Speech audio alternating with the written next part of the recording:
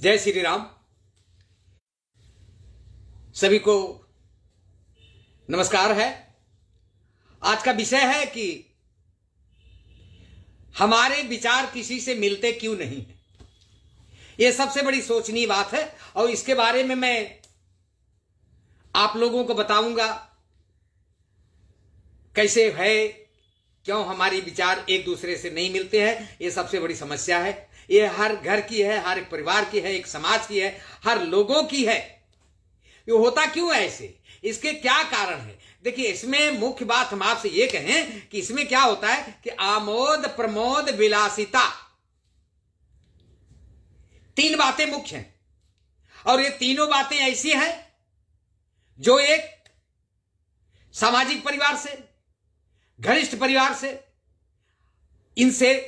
इनका तालमेल बिल्कुल नहीं जमता है। आमोद आप समझ ही रहे हैं, प्रमोद भी समझ रहे हैं, विलासिता भी समझ रहे हैं। तीनों ऐसी चीजें हैं कि जो एक जनरल कैटेगरी के लोगों से, जनरल आदमियों से उनकी बातें बिल्कुल मिल नहीं सकती। अब देखिए, एक साधारण आदमी होता है जो बिल्कुल सीधा साधा होता है, जिसके अंदर किसी तरह का व्यसन नहीं होता है, किसी तरीके का लालच नहीं होता है और वो समझता है कि फोकट या फ्री की कोई चीज हमें नहीं खाना चाहिए।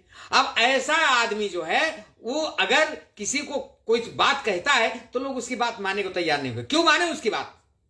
क्योंकि दूसरे लोग समझते हैं इसे किसी भी तरीके का स्वाद पता ही नहीं है। मतलब जैसे एक गूंगा के सामने आप गाना गाओ तो आपकी वो सराहना कैसे कर पाएगा? सुन जरूर लेगा, वो अंदर खुश हो लेगा, मगर वो अपनी खुशी व्यक्त नहीं कर सकता आपके सामने कि वो बता दे कि आपका गाना बहुत अच्छा है कि खराब है, कैसा है, बिल्कुल नहीं बता सकता। उसी तरीके से अब जैसे जितने व्यसनी लोग हैं, व्यसनी लोग साधारण लोगों से अगर तालमेल रखते हैं तो लो भैया हमसे दूरी बनाए रखो, इसलिए कि हम आपके व्यसन में जाकर अपने घर परिवार का सत्यानाश नहीं करना चाहते।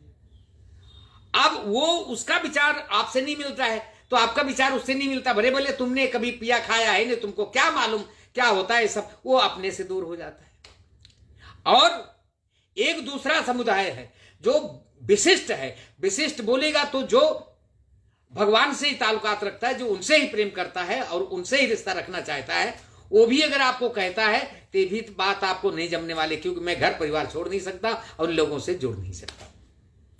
इस तरीके से हमारे विचार किसी से मेल नहीं खाते। आप एक घर में रह लीजिए, कुछ लोग कहते हैं कि मुझे फैशनेबल कपड़े पहनने हैं, फैशनेबल ढंग से रहना है, एक वो हो गए। अब दूसरा है खान पान में कि हमको पिज्जा खाना, बर्गर खाना, तमाम जो है मतलब जंक फूड्स ही हमें खाना है। अब एक आदमी बीच में वो कह रहा है भाई देखो ऐसा है, मैं तो सीधा साधा साधारण रहना चाहता हूं, सीधी बोली, सीधी चाल, सीधे कपड़े, सीधे खान पान, सबको सीधा चाहिए। अब ऐसे में अब अगर ये जंक फूड खाने वाले लोग आपके विचार से कैसे सहमत हो जाएं? उनको तो उसमें आनंद आ रहा है तो आपकी बात नहीं मान सकते। और दूसरा, आप जो फैशनेबल लोग हैं, अब आप सीधे साधे अगर कुर्ता पैजामा में रहेंगे तो लोग मतलब बोले भाई अब जीन पैंट टी शर्ट ये वो सब कैसे? तो इस तरीके से जो होता है, ये भिन्नता जो है ये कभी खत्म नहीं हो सकती और ये भिन्नता चलती रहेगी। यही हमारी समस्या है कि हमारे विचार किसी से मिलते नहीं है। लेकिन इसका निदान क्या है? निदान इसका बहुत बढ़िया है, लेकिन उस निदान के पीछे कोई जाना नहीं चाहता, कोई सोचना नहीं चाहता और कोई जानना भी नहीं चाहता। क्यों? खाली भगवान की आराधना, साधना, पूजा और उनमें मन लगाना, उनकी सेवा करना जो है वो सब एक पटल पे आते। आपको ये कहते हुए, हमें आपको सुनते हुए बड़ा अजीब सा लग रहा है कि आप ऐसी कैसी बातें बता रहे हैं। अरे क्यों नहीं मैं बताऊं भाई, सीधी सी बात है। अगर जिस रावण को आप जानते हैं कि सीता जी का हरण कर लिया था रावण ने, तो उससे बड़ा प्रखंड पंडित तो कोई था ही नहीं। जबकि आपको पता है सेतुबंध रामेश्वर में जब शिवलिंग की प्रस्थापना हुई है तब रावण ही वहां पूजा करवाने आए थे। आप सोच लीजिए। दूसरा, हमें जितने बड़े बड़े जलंधर हो गए, भस्मासुर, जिन्होंने इतना बड़ा तप किया, इतनी बड़ी पूजा की कि शंकर जी को प्रसन्न कर लिया और शंकर जी से वरदान मांगा कि मैं जिसके ऊपर हाथ रखूं वो वहीं भस्म हो जाए। शंकर जी तो खुश होके बोले यम मस्तु। अब तब आप ये कह नहीं सकते। इसका मतलब ये सीधा साफ है कि इसमें भ्रष्ट अभ्रष्ट सभी तीनों जो हैं दैविक शक्तियों का आवाहन कुछ न कुछ थोड़ा बहुत करते हैं। इसलिए यही एक व्यथा है जहां आप सबका एक विचार हो सकता है, अन्यथा तो हमारे विचार मिलने वाले नहीं है। यही ये जन जन के लोगों की कहानी है, घर घर की कहानी है, हर आदमी की कहानी है। बोले प्रेम से जय श्री राम।